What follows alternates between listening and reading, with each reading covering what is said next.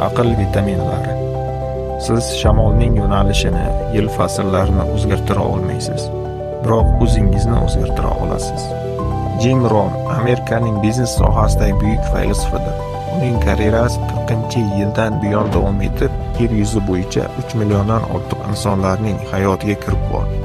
U uzoq yillardan buyon zamonamizning eng obro' e'tiborli mutafakkiri sifatida tan olingan. Jim Rohn shuningdek insonlarga shaxs sifatida rivojlanishga yordam beradigan psixolog, zamondoshlarimizni ilhomlantirgan va ruhlantirgan benazir ustozdir. Siz qo'lingizda uning kitobini ushlab turibsiz. Ular qisqa suhbatlar ko'rinishida berilgan. Har bir suhbat hayotning aniq bir tomoniga nazar tashlash bilan ifodalanadi. Bu yerda baxt tushunchasi, farzandlarga va pulga munosabat, muvaffaqiyatga erishish usullari va shularning barchasini uyg'unlashtirish yo'llari muhokama qilinadi. Kitob sahifalarini o'qib borgan sari siz tez-tez beriladigan savollar, sarlavhali bo'linmalarga duch kelasiz. Bu savollar muallif nomiga kelgan savollardir. Albatta, ularning hammasini keltirishning iloji yo'q.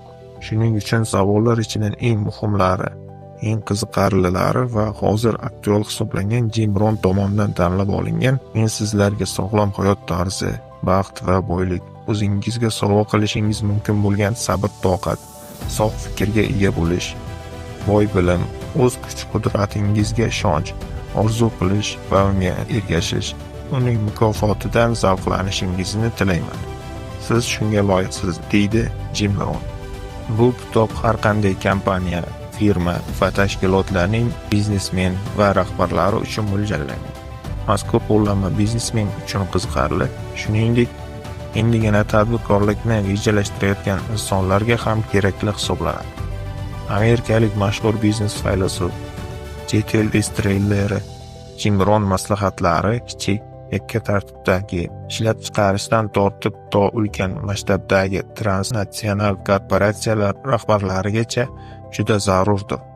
Bu ko'rsatmalar umumiy bo'lganligi uchun unda nafaqat tadbirkorlar, balki oddiy kishilar ham o'zlariga kerakli hayotiy saboqni olishlari ko'zda tutilgan.